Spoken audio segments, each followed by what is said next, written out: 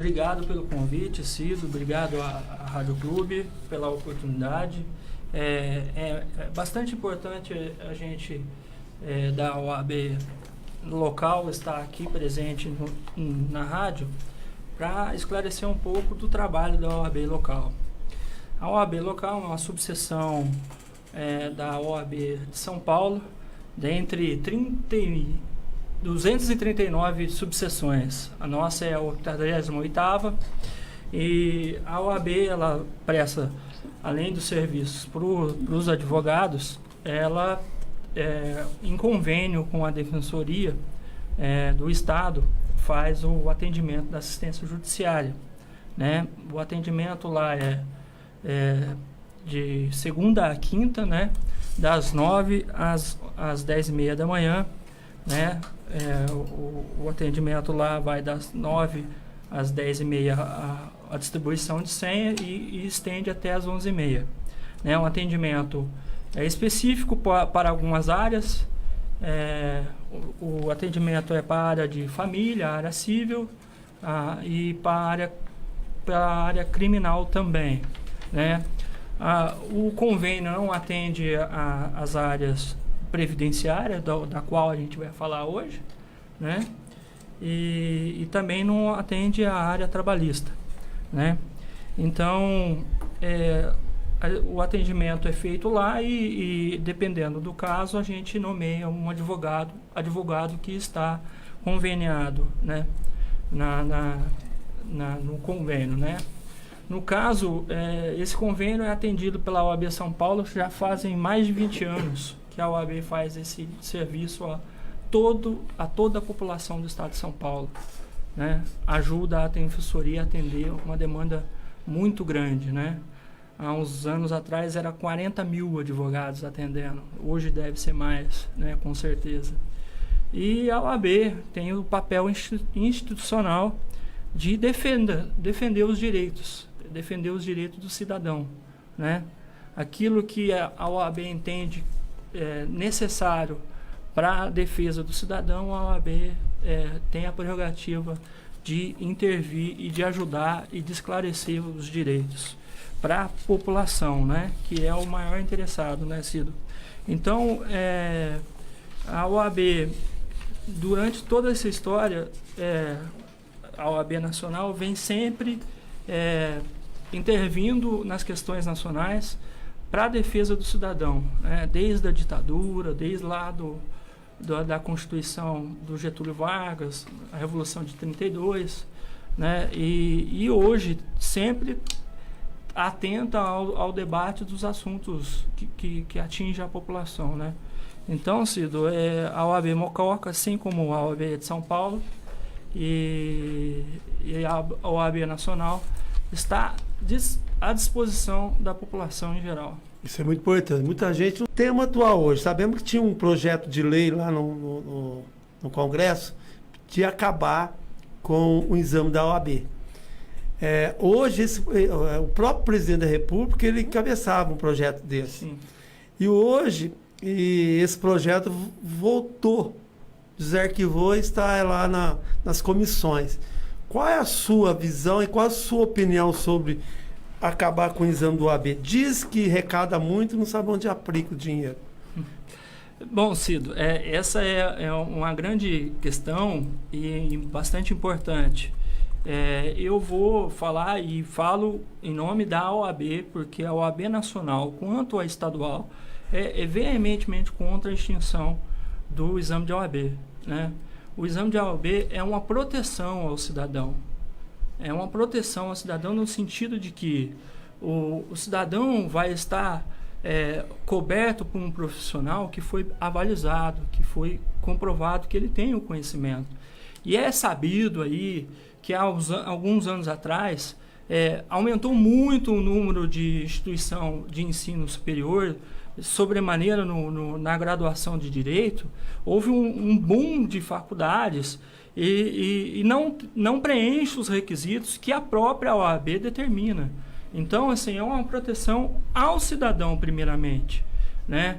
Não é uma proteção que outras profissões não têm. Alega que o engenheiro não tem, o médico não tem, e porque só a OAB Essa é a alegação deles. Ou tem para todos ou não tem para ninguém. Então, esse é um fundamento também bem complicado, porque em outros países há exame de proficiência em outras áreas como medicina, engenharia, etc. Eu entendo que deveria ter para engenharia, deveria ter para medicina, e o que parece o Conselho de Medicina está querendo implantar o exame, né, devido ao mesmo problema, que teve muitas faculdades de medicina abertas. Você acha que algumas faculdades hoje não estão preparadas para preparar o aluno para fazer uma ordem deles? Porque muitos que fazem um exame acham muito difícil. Acho que é muita matéria, é muito questionado o que aprende na faculdade. Tem gente que vai na faculdade também só para assinar o ponto, né? Exato. Depois ele se prepara para a ordem e passa. Eu digo que tem que ser difícil mesmo. Eu digo que tem que ser difícil mesmo pelo seguinte sentido. Por exemplo, você sai da faculdade, você presta o exame da OAB e não passa. Aí você vai lá num cursinho do Damásio, do LFSG, etc. E é preparado especificamente para a prova. Você consegue passar. Dali 6 meses, você esquece aquele preparo. E aí você fica no limbo, fica no vazio. Aí que ficam sendo os maus profissionais, exatamente. Então, assim... São aqueles verdadeiros copiadores, né, de Google. Exatamente. E aí, com relação a esse projeto, ele foi desarquivado e também criaram-se novos projetos nessa legislatura, né? E o mais interessante, Cido, que há uma consulta pública no site da Câmara que 60% é favorável ao exame. Eu também sou favorável. Estou no último ano de Direito. Eu acho que é um desrespeito. Por exemplo, pela minha idade, estou no último ano. Se eu tive durante 5 anos, 10 faltas foi muito. Enquanto eu vejo jovens lá de 18, 19 anos, não vai. Só vai lá na prova e cola. Hoje está tão fácil pôr um celular debaixo da perna, aprontar a matéria e puxar. Então eu vejo um desrespeito, entendeu? Filho de papai, o cara paga a mensalidade, chega lá fazer o AB, passa, e tem pessoas que vai, dedica e não passa. Então, eu sou favorável que continue tendo um exame do AB. Além disso, assim, eu vejo a possibilidade mesmo de algumas profissões realmente falta na medicina hoje, né? Tem muita carniceiro aí que compra, não faz os cursos adequados. Tá aí a situação que nós estamos vivendo. Precisa trazer médicos de fora, de Cuba, para auxiliar a demanda que nós temos hoje no país. É bem complicado. A questão é bem complicada. E aí vai bater na questão da educação, né, Cido? Vai bater... Aí mexe na educação. E aí a gente tem que reforçar a necessidade de educação básica, reforçar de que as instituições de ensino superiores não sejam somente financeira, o viés financeiro, né, porque a maioria quer receber a mensalidade ali e não está preocupado com a formação daquele aluno, né? Então, a gente tem que prestar bastante atenção nisso, né? E o exame da ordem, ele existe há muitos anos, e o exame, deixo claro aqui, é uma defesa do cidadão. Não é uma defesa da OAB, é uma defesa do cidadão. Para que o cidadão tenha uma chancela de que vai ter profissionais minimamente qualificados para exercer. É responsabilidade também. Responsabilidade, exatamente. Ô Luiz, o nosso tema hoje é falar um pouco da OAB, o trabalho que faz o Mococa, muita gente não tem conhecimento. E vamos aqui para falar sobre a reforma da Previdência, que está deixando os brasileiros aí tudo preocupado. E vamos falar também agora, quero agradecer a presença do Dr. João, quero que fique à vontade. E em seguida, da apresentação dele, eu vou fazer umas perguntas para ele também, sobre Previdência. Ok, boa tarde, Cido, obrigado pela oportunidade, vamos ver o que podemos ajudar. É isso aí. Minha pergunta é de sumo interesse da população mocoquense. Existe um boato na cidade que a agência do INSS de Mococa vai se fechar as portas. E que a população de Mococa precisa ir para São José do Rio Pardo ou São João da Boa Vista. Fazer perícia, entrar com documentação. Isso você vê, você tem conhecimento? Isso é verídico ou não? O boato é verídico, né?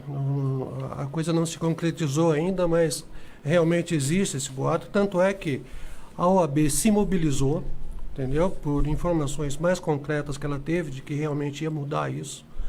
E se mobilizou para fazer o movimento para que não se fechasse a agência de Mococa. Hoje nós já temos que a perícia já foi para São João da Boa Vista. Só ficaram os outros casos aqui. E o INSS, por uma questão de falta de funcionário, de custo, corte de custos e tal, tem uma política realmente de diminuir suas agências, né? Então nós, da OAB, criamos essa comissão e estamos aqui fazendo um movimento para que fique em Mococa ainda essa agência e a gente não perca isso para que a população não venha a ter um prejuízo maior. Porque já quem precisa do INSS, principalmente são hipossuficientes, pessoas que têm baixa renda e que vão ter um maior trabalho em sair daqui para ir para São João da Boa Vista ou para São José do Rio Pardo, seja para onde for, né? Então nós estamos tentando defender e contando com o apoio, né? Estamos buscando o apoio do Executivo, das associações de classe, da associação comercial e de toda a população em geral. Vocês procurou o prefeito, a Câmara de Vereadores, porque cada vereador tem o seu político, principalmente que teve voto Mococa. Nós hoje estamos descobertos, sempre há tempo nós estamos deputados. Nós tivemos, não teve sucesso. A comunidade não abraçou totalmente o candidato e hoje nós estamos precisando desse apoio, um apoio muito importante, porque envolve o político. Como nós perdemos aí algumas regionais, como perdemos aí recentemente o Ministério do Trabalho, tinha aí para tirar a carteira, perdemos aí, estamos lutando, mas lutando mesmo, há anos, para instalar a terceira vara em Mococa, não consegue, vai juiz, vai promotor, faz caravana e chega lá, só toma um cafezinho, deram o título cidadão mocoquense pro cabeça lá, que libera a caneta lá, nem olha para nossa cara. Então falta a força política de Mococa. É isso agora, lamentável nós perder o INSS de Mococa. Olha o problema social que vai trazer. Se a prefeitura não está tendo condições nem de transportar doente, como ela vai manter ônibus, passe, para que essas pessoas façam a perícia? A pessoa já está com problema. Como ela vai chegar até lá? Então, eu acho, vocês estão de parabéns pelo movimento que vocês estão fazendo. Eu acho que tem que unir todos, e fazer um protesto e cobrar dos políticos que tiveram voto em Mococa. É tão fácil, vai no cartório, puxa o nome lá, tem os seus 200, 400 votos. É o momento da classe política. Vocês já tiveram alguma reunião aí com a Câmara de Vereadores? Nós já mantivemos, tanto aqui a OAB de Mococa, nós já oficiamos a Prefeitura, o Executivo, já oficiamos a Câmara de Vereadores, já tivemos algum contato com eles, tá? E eles também se mostraram favoráveis a esse apoio, né? Até o Vitor, que participou dessas reuniões, pode até colocar depois melhor essa posição que tem o Legislativo e o Executivo nesse apoio, né? Mas a gente está contando com todas as classes e estamos procurando o apoio de todo mundo para robustecer essa nossa posição junto às regionais do INSS. Doutor João, vamos falar um pouco da reforma. Você está aí hoje, é o que mais o presidente quer, mais o seu grupo político quer lá em Brasília, é a reforma da Previdência. O senhor já tem conhecimento do texto desse projeto que está tramitando nas comissões lá em Brasília? A OAB, sim, ela já analisou esse projeto de lei, né, esse projeto de PEC que vai mudar, inclusive, a Constituição, e ela já se posicionou frontalmente contra alguns dos pontos que ela acha que são, assim, que vão trazer maior prejuízo à população. Você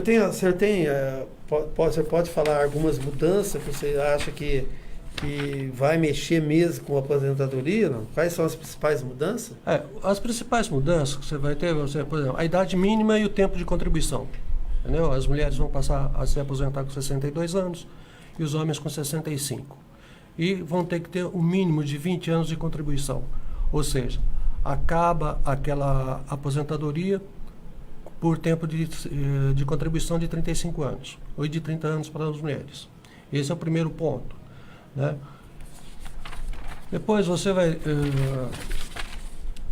vai ter também as mudanças que vão fazer a transição, né? Quem tem direito adquirido vai ter uma transição e vai ter que trabalhar um pouco a mais para poder se aposentar, né? E os valores das aposentadorias também vão ser rebaixadas, né? Hoje você tem 80% da média salarial que você tem, ela vai cair para 60%. E vai aumentar 2% a cada ano que você tem a mais de 20 anos de contribuição, né? Então, em suma, são esses pontos que vão afetar a aposentadoria em maior grau. Aposentadoria. São as principais mudanças que vai ter. Exatamente.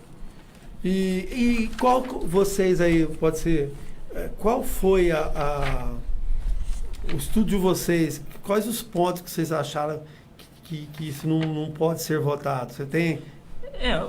A OAB, na maneira geral, ela não é contra a reforma legislativa, reforma nenhuma, né? A OAB incentiva que se reforme, até porque os fatos estão postos e o direito tem que vir atrás, né? Então, a gente não é contra a necessidade de reforma legislativa para se adequar a alguma realidade. O que acontece é que determinados pontos da reforma, como o Dr. João apontou, eles são bastante prejudicial à população. E sobremaneira, a população mais carente, né? Então, a gente tem que tomar muito cuidado, né, nessa tramitação do projeto, e aí a gente tem que verificar ponto a ponto dessa reforma para que não passe algo que vai prejudicar a população, como o tempo de contribuição, como os benefícios ser abaixo de um salário mínimo, né? Pensão por morte ser abaixo de um salário mínimo, benefícios ser abaixo de um salário mínimo. Tudo abaixo do salário mínimo, que vai viver do quê? Exatamente. Então, assim, algumas contradições e até algumas inconstitucionalidades no projeto. Porque, assim, a Constituição prevê um mínimo para se viver e aí a Previdência vai pagar abaixo desse mínimo. Então, são alguns pontos da reforma que a OAB institucionalmente já se declarou contra, e é necessário realmente uma discussão ampla com toda a sociedade para que não passe nesse projeto algo que vá prejudicar a população.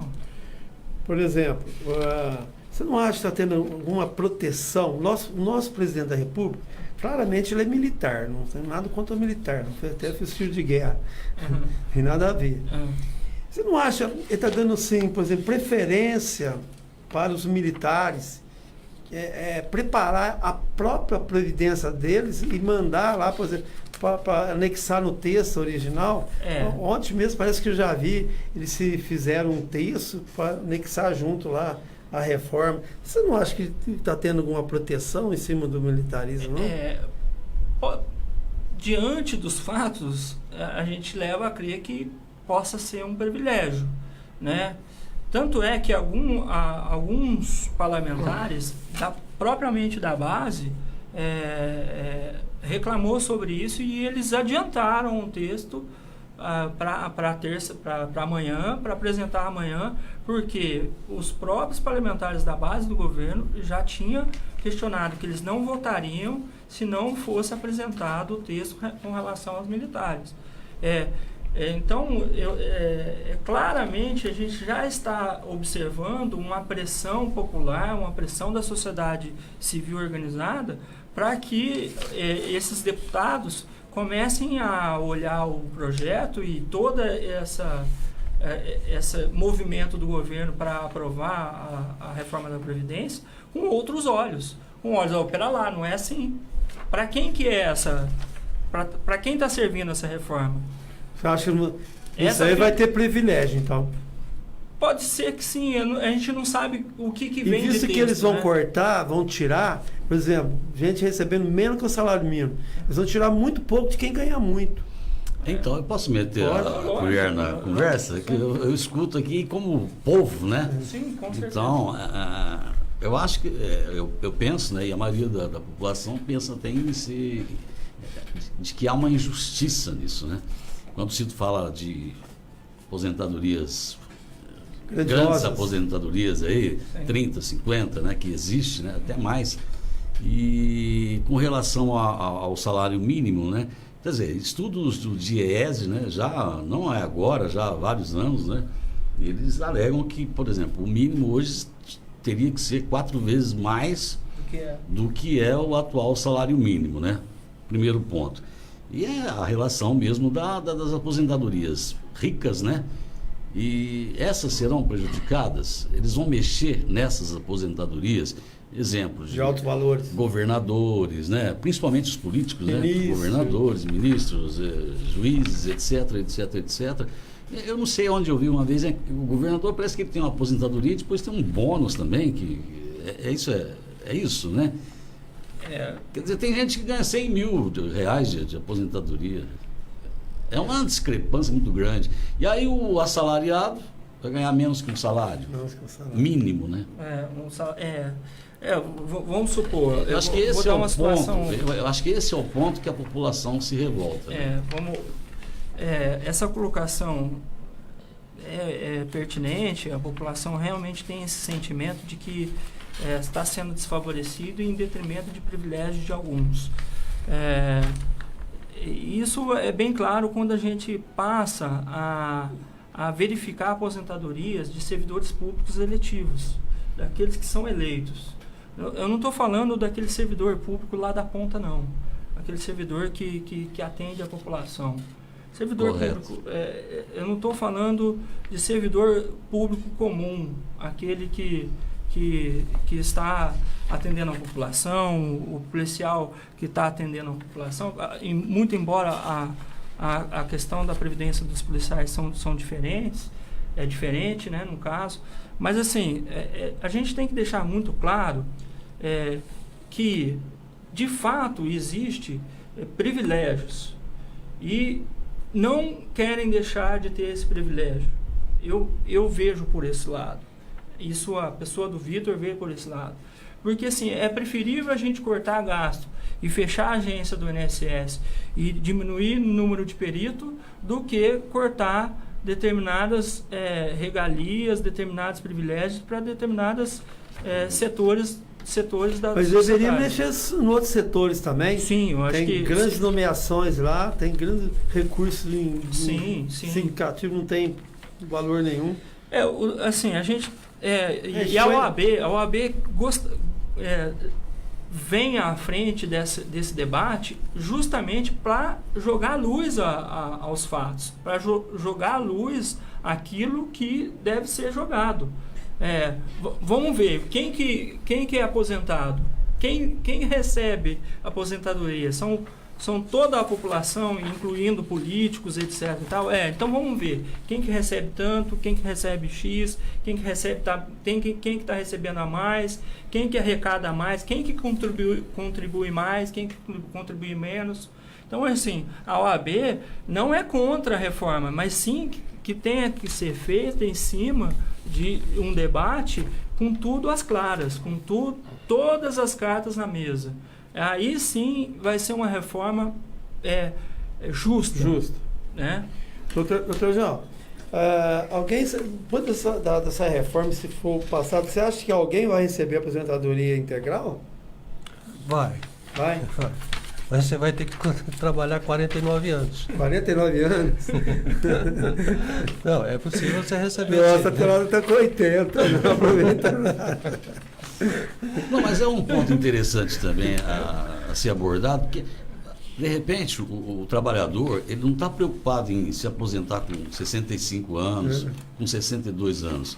Só que ele quer um salário digno. Para poder viver, né, o resto da vida. Sim. Tá, eu acho que a maioria do povo não está preocupado em trabalhar 62 anos, 65 anos, quer dizer, com a idade de 65 anos para se aposentar. Ele quer, depois desse período, dessa idade, ele ter um salário que dê para ele viver, pelo menos, não sobreviver, né? Exatamente. Acontece hoje. Olha, essa questão do período é muito relativa, né? Eu vou dar um exemplo aqui que eu ouvi outro dia, da questão da expectativa de vida, né? A expectativa de vida de Mococa é uma, a expectativa de Acebuja é outra. É outra, lá no Gibão de Litiões é outra. Entendeu? E até mesmo dentro de uma cidade, se a gente for aprofundar mesmo, as expectativas de vida dependendo da classe social, quanto são se ganha, como diferentes, vive. entendeu? Então, assim, a colocação é perfeita. A gente quer saber quando a gente vai aposentar, dentro de uma expectativa de vida, e o que restar de vida nossa, a gente tem o que restar de vida a gente tem que viver com dignidade, né? Exatamente. Então, falando do tamanho do Brasil, né, um país continental, né? Eu acho que o trabalho deles tinha que ser mais, eles tinham que trabalhar mais, porque eu acho que tinha que ser dividido em regiões, né? Porque o Nordeste, que é uma região mais castigada, né? É sabido que lá o Nordeste é o interior do menos, Nordeste, né? Porque as capitais não né? Exato. Então, aí, por exemplo, quem vive em Fortaleza tem uma expectativa de vida, quem vive lá no sertão do Agreste é outra. Quem vive em Salvador, quem vive no exatamente. Bebe água saloba. Exatamente isso que a gente coloca em questão também. Eu acho assim, então, são gargalos nessa reforma que não foram amplamente discutidos, amplamente estudados. Né? A gente precisava analisar todos esses aspectos para que tenha uma reforma justa. Vamos voltar de novo? Ô Luiz, vamos voltar no quadro municipal. Eu queria falar, essa reforma aí, sabe informar como vai funcionar a regra de transição? A regra de transição é o seguinte, você vai poder optar, são 3 hipóteses que você pode optar em 3 opções, né? Ou seja, a soma dos pontos, como já é feita hoje, 86, 96, ou seja, você tem que somar o teu tempo de 35 anos de contribuição com a tua idade, e aí ela tem que somar para as mulheres 86 e para os homens 96, né? O por idade mínima progressiva, nesse caso será fixada uma idade de 56 anos para as mulheres e 61 para os homens. Há 1 ano a idade para se aposentar sobre meio ano. O que significa isso? Que você vai, a cada ano que você contribuir, você vai acrescentar meio ano, né? E por último, você pode optar também pelo pedágio, né? Que vai ser aqueles que estão há 2 anos de conseguirem se aposentar. Falta 2 anos para você se aposentar. Vai ter direito adquirido? Vai ter direito adquirido, mas vai pagar pedágio. Vai pagar pedágio. Ou seja, as mulheres com 28 anos de contribuição e os homens com 33 anos, para conseguir a aposentadoria, terão um desconto do fator previdenciário. Será necessário pagar um pedágio de 50% do tempo que falta para se aposentar. Ou seja, contribuir mais por 50% do tempo que falta. Se faltam 2 anos, vai contribuir mais 1 ano. Entendeu? Então ele pode optar numa dessas 3 fases. Por exemplo, o valor da aposentadoria, como você falou, o valor como vai ficar com essa nova reforma? O valor da aposentadoria hoje ele é calculado por 80% dos maiores salários dos 180 meses anteriores, né? Essa regra vai mudar e vai ser calculada sobre todos os salários, ou seja, não vai excluir os menores salários. Então, na média aritmética, o teu salário de aposentadoria vai ficar menor. Então aí o benefício será menor. Então. Será menor o benefício. Entendi. E vocês acreditam que esse projeto passe na Câmara? É difícil a gente falar de futuro, né? Ainda mais tratando de política, né? A gente ora vê um movimento, ora vê outro, né? Agora, atualmente, nesse cenário, a gente vê um movimento muito grande, inclusive da base aliada, para questionar alguns pontos da reforma. Porque, mesmo eles sendo da base aliada, eles têm os seus eleitores. Então, alguns são servidores públicos, têm seus eleitores como servidores públicos, outros têm base aliada como policiais, então haverá outras pressões. Tirando a base aliada, existe a oposição e aqueles independentes, né?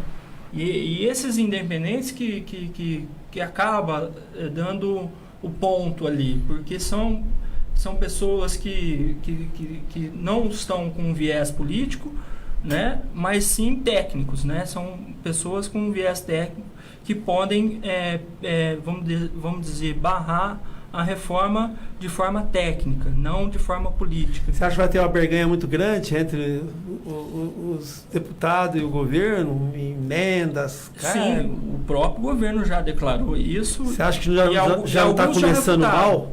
Alguns já refutaram. Principalmente os independentes, né? Eu não vou citar nome, obviamente, mas alguns independentes já falaram para o governo, não vem com emenda não, que eu não quero. Eu quero coisa maior. Nem abriram para negociação. Nem abriram para negociação, porque eles estão ali de forma técnica para defender o cidadão. Por exemplo, agora, a oposição não vai negociar. Alguns presidentes, por exemplo, o próprio Lula tentou mexer, só foi aquela empolgação no começo, não deu certo. A Dilma também, não deu certo. Michel Temer também, não tentou, morreu no... Eu entendo, Cido. Não deu certo porque não colocaram as cartas na mesa. Porque a partir do momento que se coloca as cartas na mesa, falando das reais necessidades de reforma, eu acredito que passe. Agora, se você passa, então vou mandar a reforma da Previdência, mas depois eu vou mandar dos militares. Aí já começa a coisa...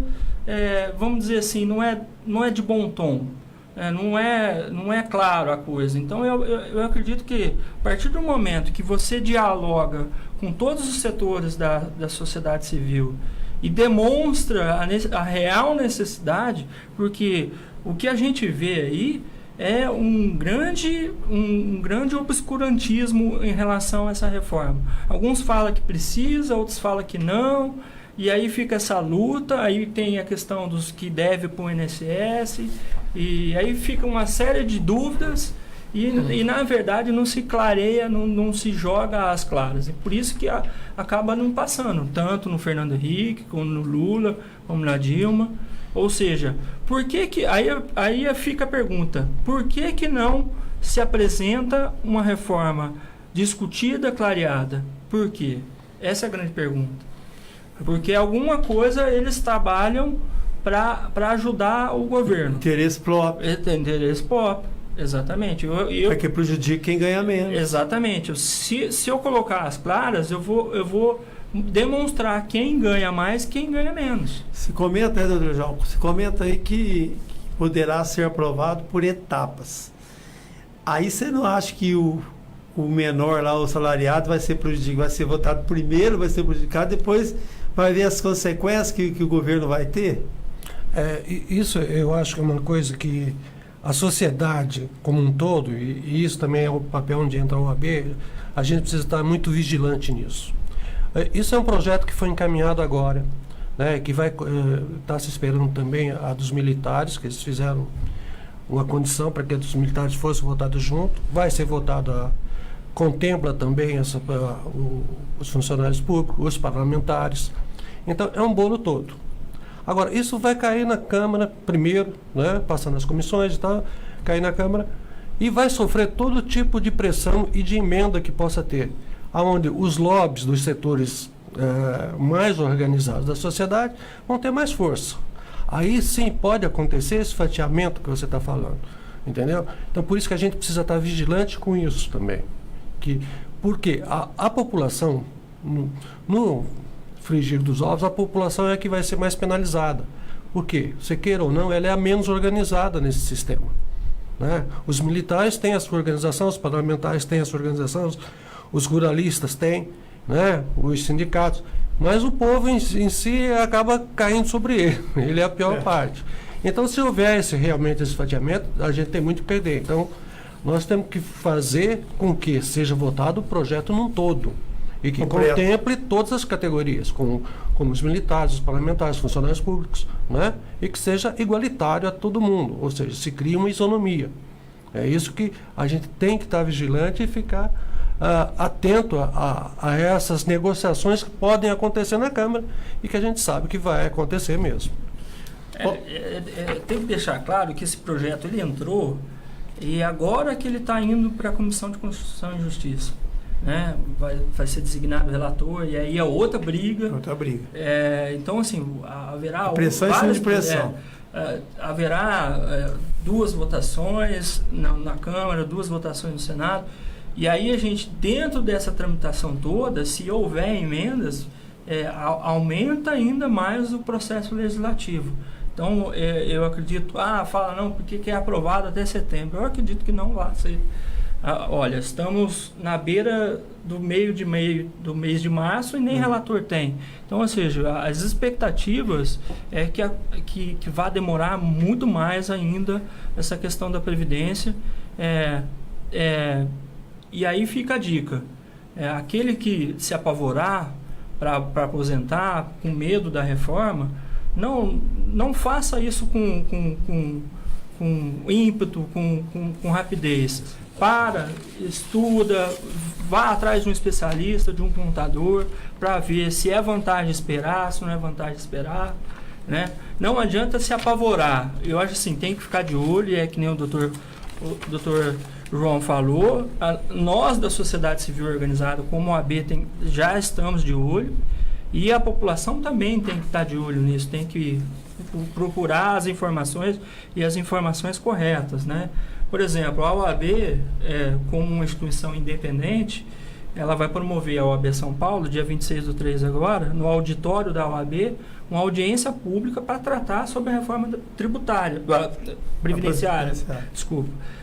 E lá vai ser tratado não só com advogados, mas como outras instituições, com contadores, com economistas, para debater de uma forma ampla realmente e para que a gente saia de lá com medidas, com cartas de intenções a fortalecido, respeito fortalecido e baseado. Não adianta a gente somente pedir, por exemplo, no caso da agência do INSS, não adianta eu ir bater lá na porta do superintendente do INSS e falar, olha, eu não quero que saia a agência de Mococa. Mas por que você não quer que saia? Não quero que saia porque lá tem tantos atendimentos, tantas perícias, lá tem uma associação de moradores que quer que fica, e eu junto todas as reclamações e levo até o INSS e falo, olha, não quero que saia de lá, porque atende Mococa, atende Cajuru, atende Monte Santo, atende Aceburgo. Então, assim, não adianta a gente falar sobre contra-reforma e se a gente não apresentar os pontos negativos e os pontos positivos. Olha, falando muito bem aí, então eu tenho que ficar alerta no negócio do fechamento de Mococa, tem mover a população, principalmente a classe política. Sim, com certeza. E o que você veja o cenário de Mococa hoje? A cidade está assim... Começou da minha eleição, que eu fui inelegível, né? Eu lutei até o fim para ser prefeito, mas ainda eu fui condenado até em processo que ainda não é trânsito em julgado. Estou pagando pena no negócio que eu ainda tenho chance de sair livre. E daí para cá, temos assim, vários fatos ocorridos. A cidade perdeu a credibilidade, a cidade não vê verba, não vê obra, afundou na dívida aí de algumas administrações para cá. E depois veio o cenário do delegado pedir renunciar ao cargo. Uma dívida estrondosa. Eu fui prefeito, eu deixei 12 milhões em caixa, hoje está quase 200 milhões, várias obras paradas. E a situação cada dia mais crítica. Cada vez mais. Hoje está tendo lá a votação de uma conta, várias CPI. O Ministério Público não está segurando a barra, está precisando de apoio para vir de pessoas já para ajudar nos processos. O que a OAB pode fazer, por exemplo, pela situação da cidade? Saúde e decadência. Cada hora não vê obra, não vê um recurso chegando. Não é a hora do Ministério Público de fazer aí de agir assim, de fazer uma intervenção na cidade, pela situação que nós estamos vivendo hoje? Qual é a posição da OAB? Vocês têm procurado os vereadores para ter conhecimento da situação, da realidade do nosso município hoje? Olha, Cido, a OAB como instituição é uma instituição independente. Sim. Independente de Partidos políticos, de amizades. independente de legislativo, independente de executivo e independente até de Ministério Público.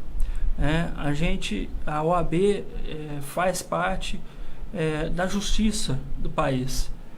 Sem advocacia não há justiça no país. Está lá no artigo 133 da Constituição. Nós fazemos parte do sistema judiciário, né? A OAB, ela lamenta muito, e isso não só nessa gestão que a gente está assumindo agora, mas como na gestão anterior, a gente vê com muita preocupação a questão política do município, né? E a gente às vezes fica até com mãos atadas. A gente fez algumas reuniões lá no passado com a questão da saúde, a gente fez algumas audiências públicas, a gente participou de algumas audiências públicas, mas a gente tem que se ater ao direito, a gente tem que se ater à legalidade. E o que a OAB prega, e eu, inclusive na última audiência pública que a OAB participou e eu tive a oportunidade de falar, é que para uma gestão pública ser exitosa, ser boa em todos os sentidos, há de que ter transparência nos atos públicos, há que ouvir a população, né? Existem instrumentos específicos para que o gestor público ouça as demandas da população. Então, ou seja, existem conselhos municipais, existe associação de bairros, sabe? Existem diversos instrumentos para que se façam boas gestões. A gente lamenta os últimos acontecimentos, a questão da OS que foi contratada, das OS que foi contratada. A gente não quer entrar aqui no mérito de esquerda, de direita. Fazer política. Não, de forma alguma. A gente quer demonstrar aqui claramente que a gente tem que incentivar a população a participar da política. Não é a população ser candidata a vereador ou entrar em partido político. Simplesmente escutar o que está acontecendo, ver o que está acontecendo. Voltar para os interesses da cidade. Exatamente. A gente prega muito isso, que o cidadão ele tem que se empoderar, no sentido de, olha, vamos organizar no bairro uma associação de bairro, vamos cuidar da nossa rua, vamos lá reclamar do asfalto, vamos lá reclamar do saneamento básico. Eu acho que o cidadão tem que fazer sua parte também e tem que ficar de olho. A OAB, como instituição, na última gestão do Dr. Fábio, a gente implementou um projeto sobre OAB vai à escola, que é passar a cidadania, o conceito de cidadania, num geral e em partes específicas, para os jovens, porque eles são o futuro. Então a gente tem que passar e incutir nesses jovens essa consciência de cidadão. E aí sim a gente consegue fazer com que eles consigam eleger pessoas de bem, honestas, de caráter, éticas. Ter conhecimento que está voltando. E que tenha a cidadania. Que tenha conhecimento para realmente fazer uma boa gestão. Seja um vereador, seja um diretor de departamento, ou seja um prefeito. Eu acho que é por aí que a gente tem que agir. A gente tem que colocar consciência na população de que ela é a verdadeira transformadora da cidade. Certo. A população é que é a verdadeira dona da cidade, né? Se não houver uma consciência política, uma consciência cidadana no município, fica muito difícil. A gente vai passar de prefeito para prefeito e a situação não vai mudar. Eu vou agradecer, está no final já, 4 horas. E depois vamos convidar vocês de volta para a gente continuar, principalmente sobre Previdência. Sim. Tá? Nós estamos começando o segundo programa hoje, né, Luiz? Isso, se for falar de Previdência, vai ficar uns 3 anos aqui. Uns 3 anos, mas nós vamos voltar a bater. No mínimo, né? Eu quero agradecer a presença aí do OAB, do Dr. Vitor, Dr. João. Muito obrigado, isso foi muito importante, né? Opa. Muita gente aí vai ficar sabendo. E vamos aí unir, vamos fazer uma campanha aí para que não feche a nossa agência aí, né? Sim, muito obrigado certeza, aí pela presença. E a gente fica à disposição, qualquer novidade, a gente pode voltar e esclarecer a população. E reforçando o que o Vitor disse, se você que está para se aposentar, não se afobe, espere, porque isso ainda vai demorar mais um pouco. E aí esse projeto ainda vão ter muitas mudanças. Com certeza. Vai haver muitas mudanças nisso daí e a gente vai voltar a discutir isso. Com certeza. Né? E isso aí, temos que lutar para que seja uma coisa que Melhor seja para a boa para todo comunidade. mundo. Com Né? certeza. Muito obrigado. Pessoal, um grande